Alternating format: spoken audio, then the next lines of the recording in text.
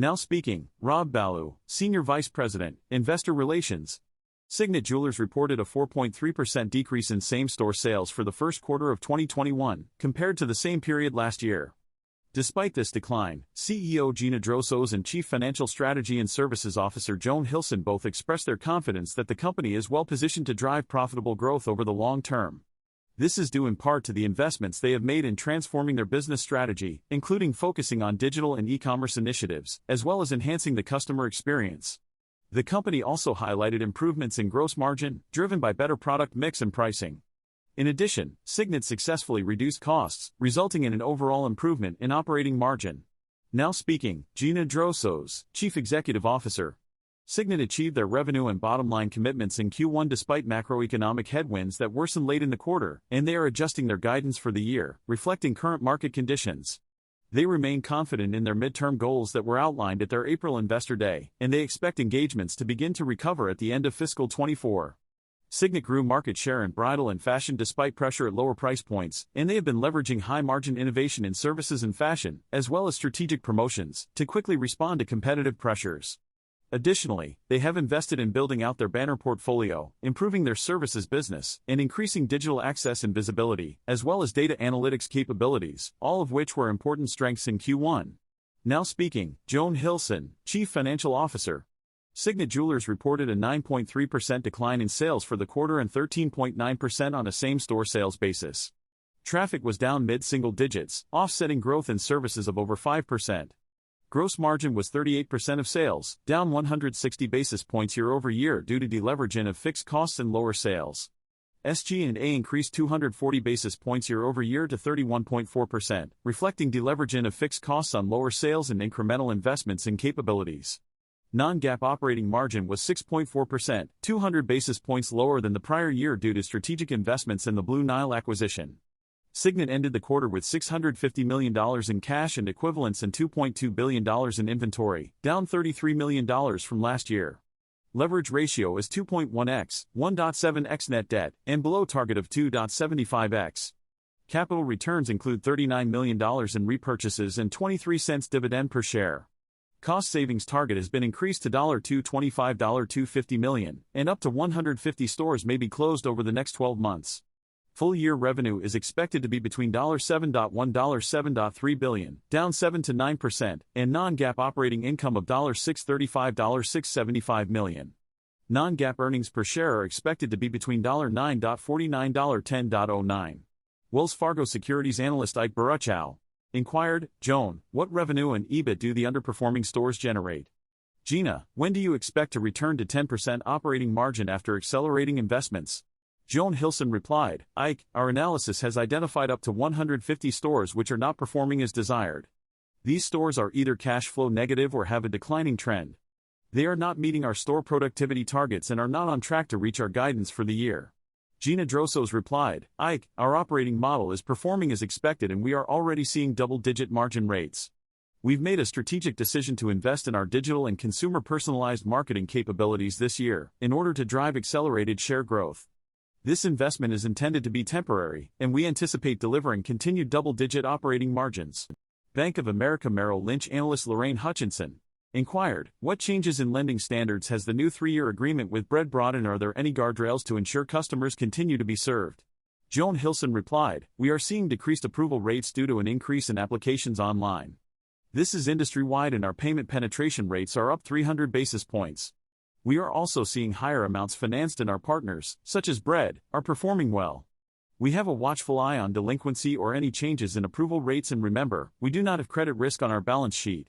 Bank of America Merrill Lynch analyst Lorraine Hutchinson inquired, can you provide us with some insight on how gross margin will look for the rest of the year given the fixed cost deleverage? What is your expectation for the merchandise margin trajectory in this environment? Joan Hilson replied, in summary, the cost savings of increasing from $100 million to $250 million are impacting gross margin by roughly half. This is mainly attributed to product cost savings, which increased from $20 million to $40 million. These initiatives and competitive advantages have also enabled us to see core merchandise margin expansion of 100 basis points in the first quarter. Citi analyst Paul Juez inquired, can you provide insight into the promotional landscape in the bridal industry, given your large market share?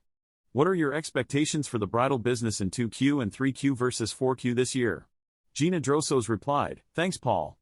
Our predictive models, incorporating trends from the past several years and 45 different factors, accurately predicted the number of consumers getting engaged and the units of engagement rings sold in the quarter.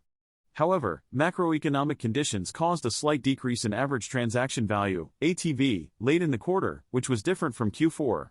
This has resulted in our revised guidance, which assumes that units will stay in line with predictions, but ATV will remain under pressure from two sources: consumer trade down, still getting engaged but buying at lower price, and heightened rates of promotion due to excess inventory in the bridal category." UBS analyst Mauricio Serna inquired, "Can you provide an update on your gross margin guidance? Specifically, are you expecting to maintain core merchandise margins, and what effect is industry disruption from lab-grown diamonds having on ATV and discounting? Also, what are the main drivers behind the increased cost savings of $100 million to $150 million? Joan Hilson replied, "Mauricio, we're pleased with our gross margin performance. Our inventory is healthy and our core merchandise margins have been positive. We saw a decline in inventory year over year in May, and our team is handling it well, allowing us to take strategic promotions and introduce new products. Services carry a 20% premium and are growing 5%, while repair services and warranty programs are driving higher attachment rates, up 200 basis points in Q1. Gina Drosos replied, "Mauricio, when it comes to lab-created diamonds, they account for less than 15% of our sales, and we believe that the majority of customers still prefer the rarity of natural diamonds. When shoppers begin their journey with a predetermined budget, those who are open to lab-created diamonds have traded up to a larger stone.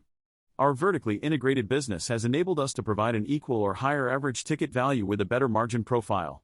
Joan Hilson replied, "Mauricio, the $150 million increase relates to store closings and our dynamic labor model.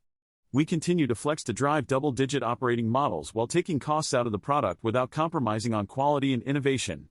Additionally, we have a muscle and rigor built over the last 2 to 3 years, allowing us to take out administrative costs that the customer doesn't see." UBS analyst Mauricio Serna inquired, "Can you provide an update on the signing bonus for the Bread financial contract renewal?" Joan Hilson replied, "We have a 3-year extension of our strong partnership with Bread, which provides us with stability and cost-effectiveness as we move forward." Northcoast research analyst Jim Sanderson inquired, "Can you give us an update on same-store sales expectations for the rest of the fiscal year, particularly regarding transaction values and declines in actual transactions?" Joan Hilson replied, "In response to Jim's question, I'll provide an overview of our expected revenue performance for the year. We anticipate second and third quarter to maintain the same trends as first quarter. Fourth quarter should be slightly higher due to a 53rd week, the end of UK labor strikes, and the holiday season weather impacting the last 3 days of the year. Additionally, the bridal recovery is factored into fourth quarter projections. Although we are mindful of the ATV level in bridal, we have taken appropriate actions with our inventory and promotional activity to carry us through the remainder of the year." Northcoast research analyst Jim Sanderson inquired, "What do you expect in terms of recapturing sales from the 150 store closures, and how will it impact EBIT margin?" Joan Hilson replied, "We have seen the overall impact of our store closings reflected in our $250 million cost savings program. The most notable transference has been in our K and Zales banners, with increased sales per square foot in traditional mall locations. Over the last 5 to 6 years, we have closed more than 1,000 stores while still seeing a significant increase in sales per square foot. We anticipate that this will also result in increased volume within our e-commerce channel." Northcoast research analyst Jim Sanderson inquired, "Can you confirm that Blue Nile will be fully included in the comp by Q4? Joan Hilson replied, "Yes, we acquired Blue Nile in mid-August. It has been performing well and demonstrating great synergies. We expect the replatforming to be completed in the start of the third quarter, which will have a 1-point impact on our EBIT margins in the first and second quarters, but that should abate in the third and fourth quarters of next year." Telsey Advisory Group analyst Dana Telsey inquired, "What market share opportunities do you see for your new businesses, and how can these opportunities be leveraged to create revenue in the coming year? What are the trends in self-purchase and brand loyalty within the bridal business? Has there been any shift in the exit rate of the business over the quarter and by region?" Gina Drosos replied, "In terms of market share, we see this as a big opportunity. We've created the financial flexibility to invest in the midst of disruption, and we took advantage of that when we acquired Blue Nile at a favorable price. We're now leaning in and playing offense, with our first quarter results showing an increase in bridal relative to independents. For fashion, we've been building our business for the last 3 years in preparation for decreased engagements due to the pandemic. We have grown at 36% and are continuing to make investments so that when engagements return and macro pressures abate, we can put our foot on the accelerator. Self-purchase is happening at higher price points, and our banner portfolio allows us to serve consumers at all price points. We have also leaned into services like piercing, which has grown significantly. In the quarter, services grew 5 percentage points even while merchandise was down. All of this is why we are leaning in to drive more market share growth. Joan Hilson replied, during Q2, we saw a softening in the exit rate, so we pivoted our strategy to double down on services. We're very pleased with the result, as we saw an increase of 200 basis points in services attachment rate. This trend continued through May and June, and inventories were well managed throughout.